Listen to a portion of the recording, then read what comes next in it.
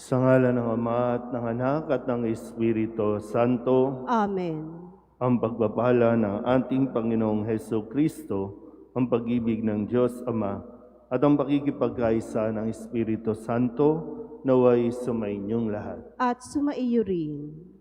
Ngayon po ay ginugunita natin ang kapisahan ni Santo Tomas de Aquino, isang pari at pantas ng simbahan. Mga kapatid, aminin natin ang ating mga kasalanan upang tayo'y maging marapat gumanap sa banal na pagdiriwang.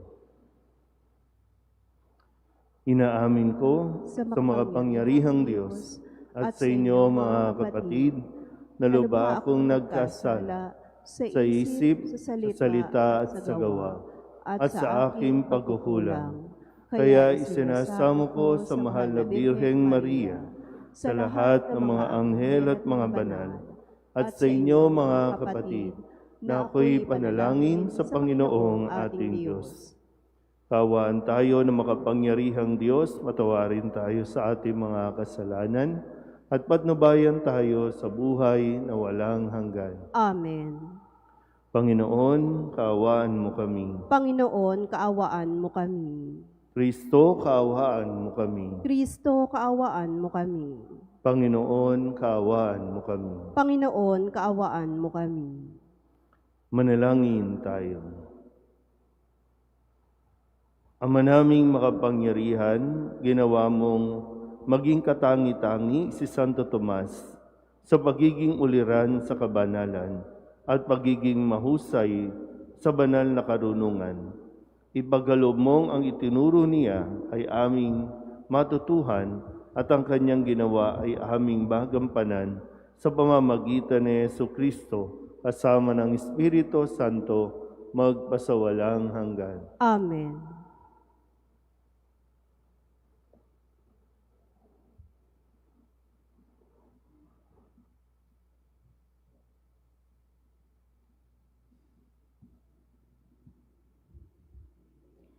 Pagbasa mula sa sulat sa mga Hebreo. Mga kapatid, ang kautusan ay malabong anino lamang at hindi ganap na larawan ng mabubuting bagay na darating. Hindi ito nagpapabanal sa lumalapit sa Diyos sa pamamagitan ng mga haing inihahandog taon-taon. Kung napatawad na nga ang mga lumalapit sa Diyos sa pamamagitan ng ganitong mga handog, wala na sana silang alalahanin pa tungkol sa kanilang mga kasalanan at hindi na kailangang maghandog pa. Subalit ang manghaing ito pa nga ang taon-taoy nagpapagunita sa mga tao ng kanilang mga kasalanan, sapagkat ang dugo ng mga toro at ng mga kambing ay hindi makapapawi ng mga kasalanan. Dahil diyan, nang si Kristo'y manaog sa sanlibutan, sinabi niya sa Diyos, "Ang mga hain at handog ng mga hayop ay hindi mo ibig, kaya't inihanda mo ang aking katawan upang maging hain. Hindi mo kinalugdan ang mga handog na susunugin at ang mga handog dahil sa kasalanan. Kaya't aking sinabi, narito ako, O Diyos, upang tupdin ang iyong kalooban, ayon sa nasusulat sa kasulatan tungkol sa akin."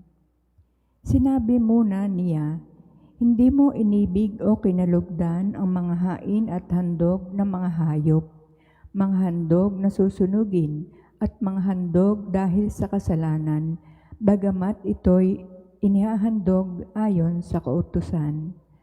Saka niya sinabi, "Narito ako upang tupdin ang iyong kalooban." Inalis ng Diyos ang unang handog at pinalitan ng handog ni Kristo. At dahil sa kanyang pagsunod sa kalooban ng Diyos, nilinis tayo ni Jesucristo sa ating mga kasalanan sa pamamagitan ng minsang paghahandog ng kanyang sarili, at ito'y sapat na. Ang salita ng Diyos. Salamat sa Diyos. Handa akong naririto upang sundin ang loob mo. Handa akong naririto upang sundin ang loob mo. Ako ay naghintay sa aking Panginoon at dininig niya ang aking pagtaghoy.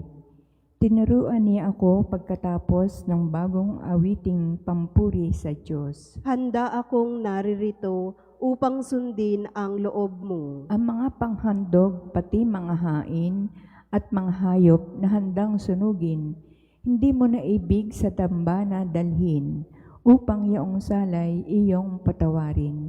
Sa halip, ang iyong kaloob sa akin ay ang pandinig ko upang ikay dinggin. Handa akong naririto upang sundin ang loob mo. Ang pagliligtas mo'y aking inihayag, saan man magtipon ang iyong mga anak, di ako titigil ng pagpapahayag. Handa akong naririto upang sundin ang loob mo. Ang pagliligtas mo'y ipinagsasabi, di ko inilihim sa aking sarili, pati pagtulong mo't pag-ibig na tapat sa mga lingkod mo'y isinisiwalat. Handa akong naririto upang sundin ang loob mo.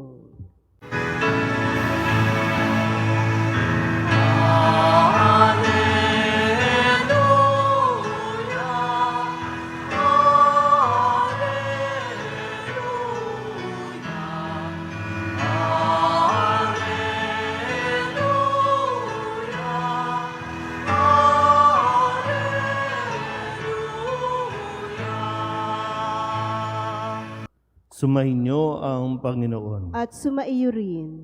Ang mabuting balita ng Panginoon ayon kay San Marcos. Papuri sa iyo, Panginoon. Noong panahong iyon, dumating ang ina at mga kapatid ni Jesus. Sila'y nasa labas ng bahay at pinatawag siya. Noon na maraming taong nakaupo sa palibot ni Jesus at may nagsabi sa kanya, "Nariyan po sa labas ang inyong ina at mga kapatid, ipinatatawag kayo." "Sino ang aking ina at mga kapatid?" ani Jesus. Tumingin siya sa mga nakaupo sa palibot niya at nagwika, "Ito ang aking ina at mga kapatid. Sapagkat ang sinumang tumatalima sa kalooban ng Diyos ay siya kong ina at mga kapatid." Ang mabuting balita ng Panginoon. Pinupuri ka namin, Panginoong Heso Kristo. Isang magandang umaga po sa inyong lahat.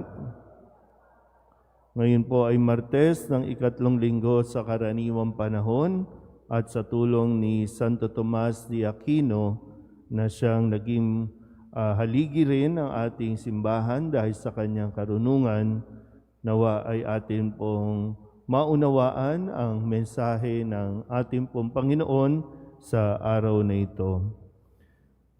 Ang ebanghelyo natin ay hinango kay San Marcos chapter 3 verses 31 to 35.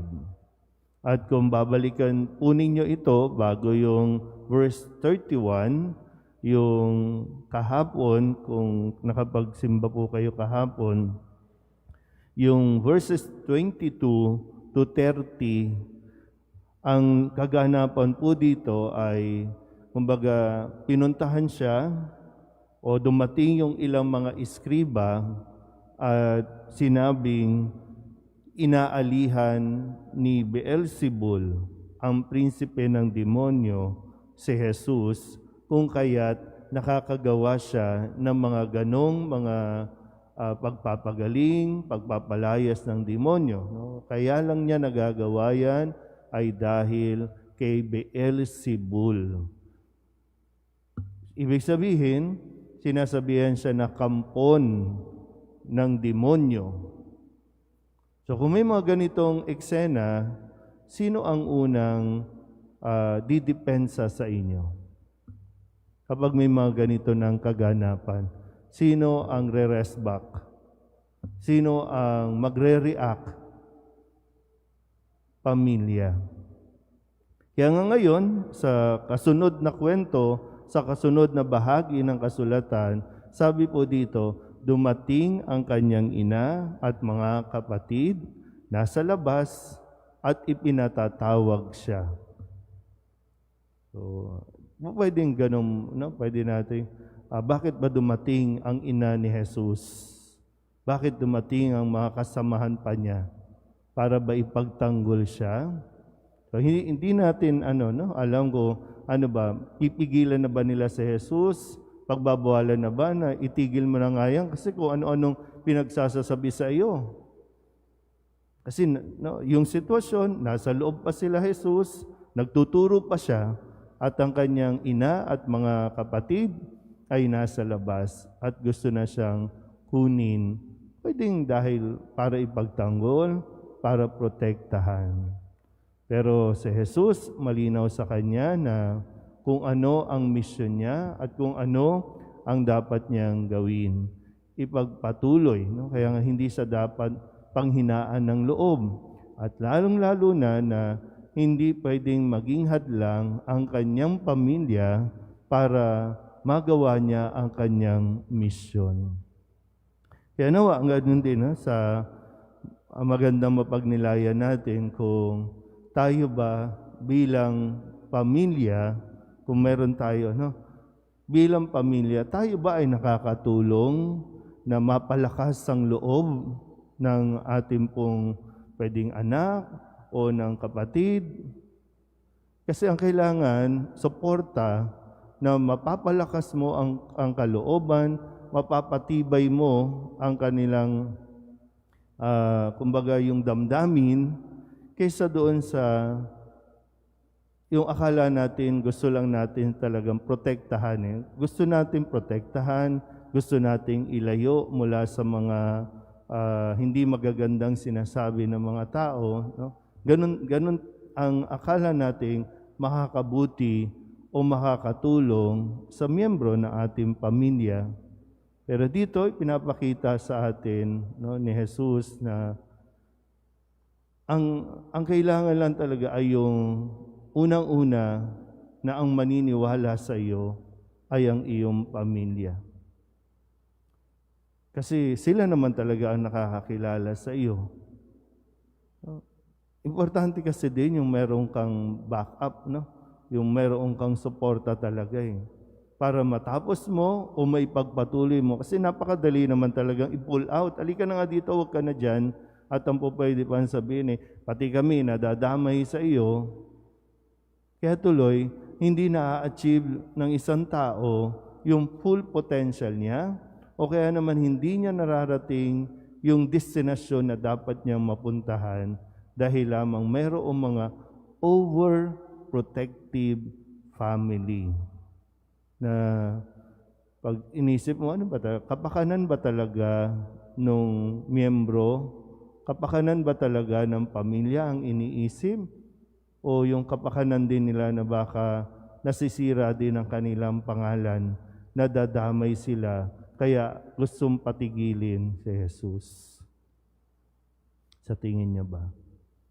Kung sa atin mismong pamilya,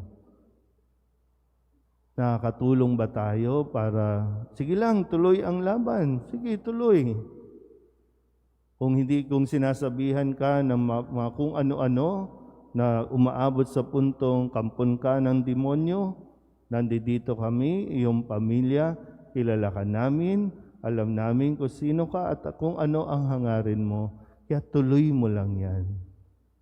Ganun nawa, sa atin din mismong pamilya, maging tulong nawa tayo, hindi maging hadlang, kundi makatulong nawa tayong magawa natin kung ano ang misyon at responsibilidad na ibinigay sa atin ng Diyos. Amen?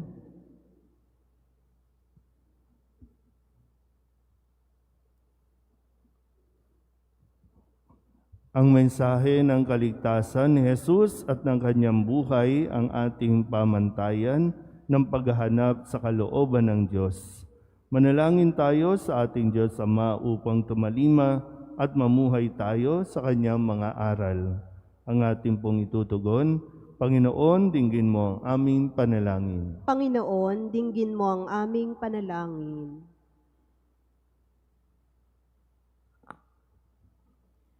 Ang simbahan naway mamuhay sa diwa ng Ebanghelyo at laging hanapin ang kalooban ng Diyos. Manalangin tayo sa Panginoon. Panginoon, dinggin mo ang aming panalangin. Ang ating pananampalataya naway mapalalim natin sa pamamagitan ng ating paglilingkod sa mga dukha, may kapansanan at mga mahihina. Manalangin tayo sa Panginoon. Panginoon, dinggin mo ang aming panalangin. Tayong lahat naway maging mga tunay na miyembro ng pamilya ng Diyos sa pagiging tapat sa kalooban ng Amang nasa langit.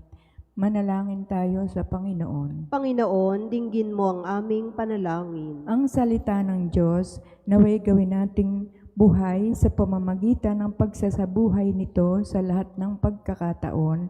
Manalangin tayo sa Panginoon. Panginoon, dinggin mo ang aming panalangin. Ang mga namatay naway makatanggap ng walang hanggang liwanag at walang hanggang kapahingahan. Manalangin tayo sa Panginoon. Panginoon, dinggin mo ang aming panalangin. Idulog din natin sa Panginoon ang ating mga personal na kahilingan at mga panalangin para sa ating mga pamilya, kasama din ang mga kahilingan ng mga nanonood sa online. Lahat ng mga misang pasasalamat, special na intensyon, agarang paggaling ng mga may sakit, tang lahat ng mga kaluluwa na inihiling na ipagdasal sa misang ito.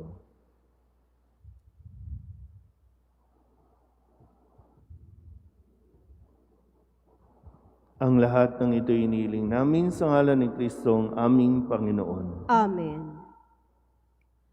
Handog namin sa iyo, Ama, ang tinapay at alak na ito.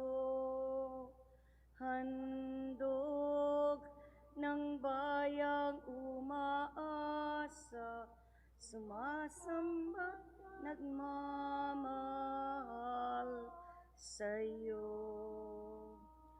Handog namin sa iyo, Ama, ang tinapay at alak na ito.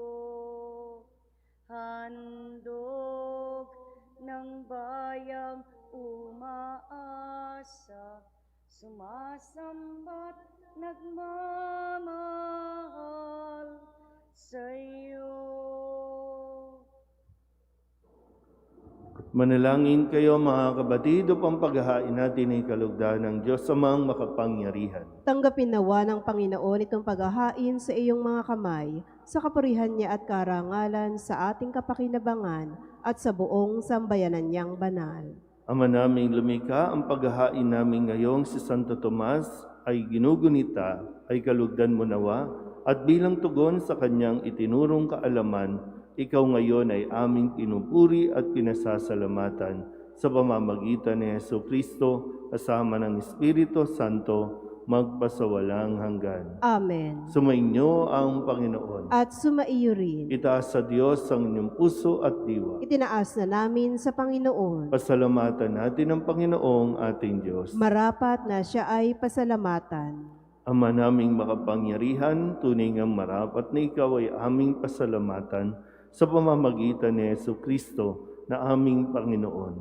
Ngayong si Santo Tomas ay pinararangalan sa pamumuhay niyang totoong uliran at pagiging maaasahan sa panunungkulan, kaya't si Jesucristo na maaasahan sa katapatan ay inihahayag sa pangangasiwa sa sambayanan. Ang malasakit ng mga ulirang tagapangasiwa noon ay nagpapatuloy magpahanggang ngayon sa mga panalangin kanilang iniuukol, kaysa ng sambayanan mong dito'y nagtitipon. Kaya kaysa ng mga anghel na nagsisiawit ng papuri sa iyo, nang walang humpay sa kalangitan, kami nagbubunyi sa iyong kadakila.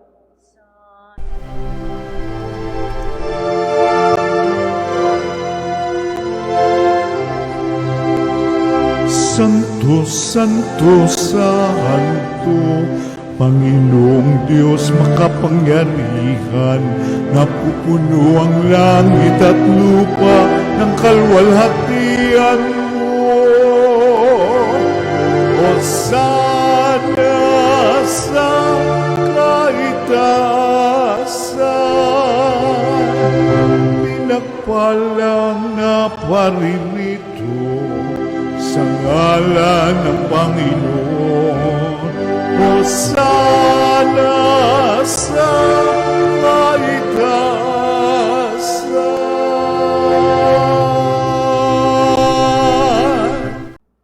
Ama naming banal, ikaw ang bukal ng tanang kabanalan. Kaya't sa pamamagitan ng iyong Espiritu, gawin mong banal ang mga kaloob na ito upang para sa aming maging katawan at dugo ng aming Panginoong Heso Kristo. Bago niya pinagtiis ang kusang loob na maging handog, hinawakan niya ang tinapay, pinasalamatan kaniya, pinaghati-hati ni iyon, iniabot sa kanyang mga alagad at sinabi, "Tanggapin ninyong lahat ito at kanin, ito ang aking katawan na ihahandog para sa inyo."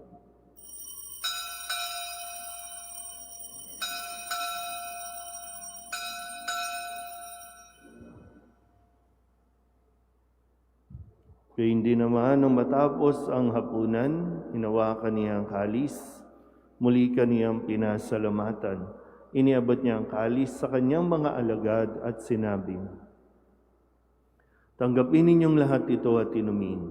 Ito ang kalis ng aking dugo, ng bago at walang hanggang tipan, ang aking dugo na ibubuhos para sa inyo at para sa lahat sa kapagpapatawad ng mga kasalanan. Gawin ninyo ito sa pag-alaala sa akin."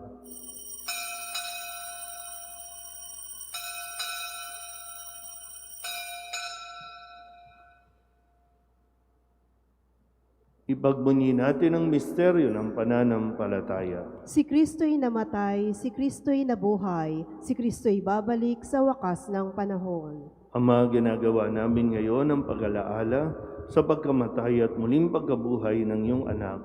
Kaya tiniaalay namin sa iyo ang tinapay na nagbibigay buhay at ang kalis na nagkakaloob ng kaligtasan. Kami nagpapasalamat dahil kami iyong minarapat na tumayo sa harap mo para maglingkod sa iyo. Isinasamo namin kami magsasalo-salo sa katawan at dugo ni Kristo ay mabuklod sa pagkakaisa sa pamamagitan ng Espiritu Santo. Ama, lingapin mo ang iyong simbahang laganap sa buong daigdig.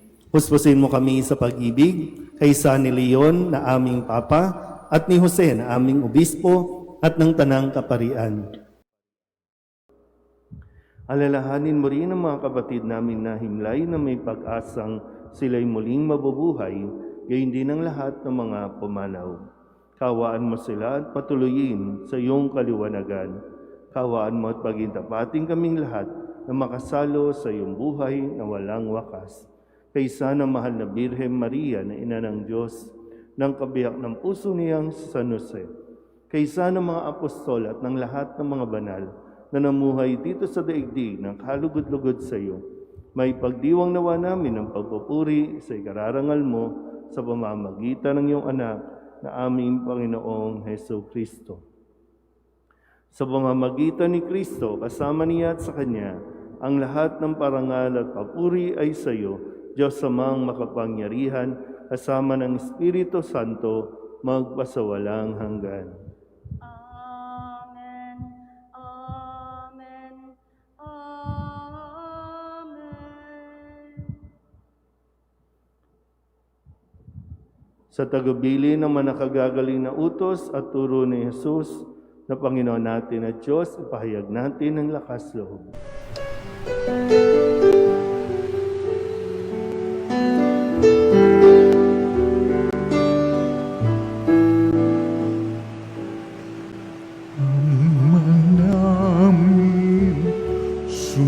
Sumasalang ka, sambahin ang ngalan mo, mapasamin ang kaharian mo, sundin ang loob mo dito sa lupa para ng sa langit.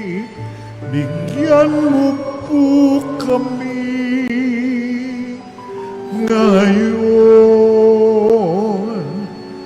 ng aming kakanin sa araw-araw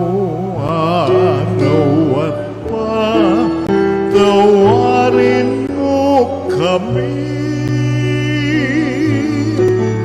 sa aming mga sala para ng pagpapatawan namin sa nagkakasala sa amin. At huwag mo kaming ipagdulot sa tukso at yadya mo kami sa lahat ng masama. Hinihiling namin kami iadya sa lahat ng masama, pagkalooban ng kapayapaan araw-araw, iligtas sa kasalanan at ilayo sa lahat ng kapahamakan, samantalang aming pinananabikan ang dakilang araw ng pagpapahayag ng tagapagligtas naming si Jesucristo. Sapagkat iyo ang kaharian at ang kapangyarihan at ang kapurihan magpakailanman. Amen. Panginoong Jesucristo, sinabi mo sa iyong mga apostol, kapayapaan ang iniiwan ko sa inyo, ang aking kapayapaan ang binibigay ko sa inyo. Tunghayan mo ang aming pananampalataya at huwag ang aming mga pagkakasala.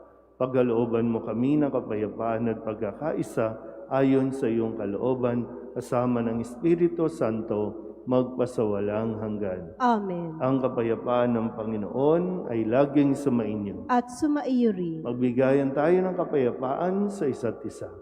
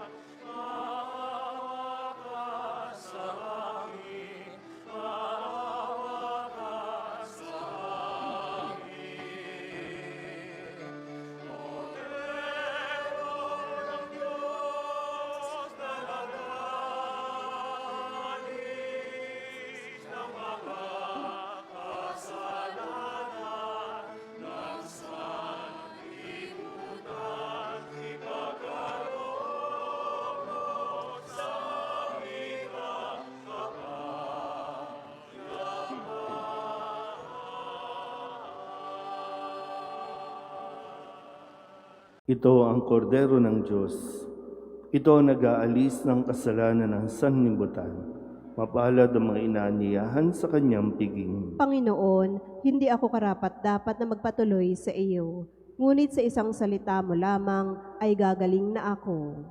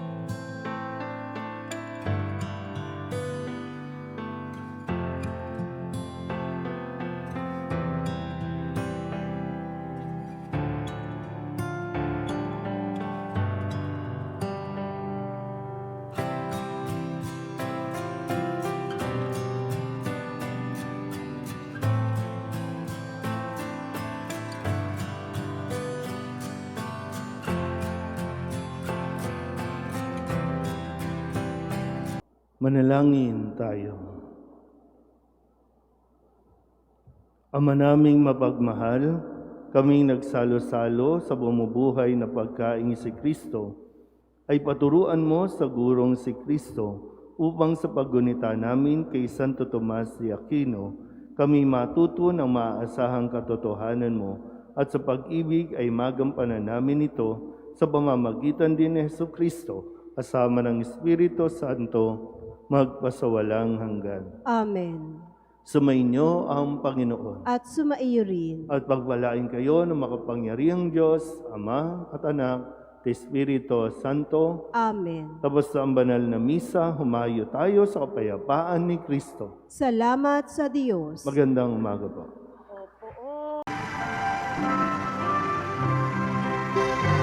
Nuestro Padre Jesus Nazareno, sinasamba ka namin, pinipintungo ka namin, aral mo ang aming buhay at kaligtasan.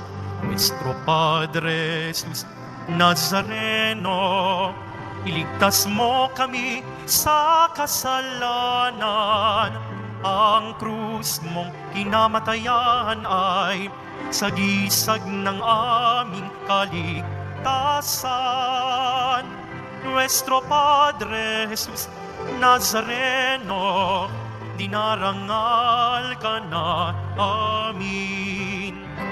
Nuestro Padre Jesus Nazareno, nilulwalhati ka namin.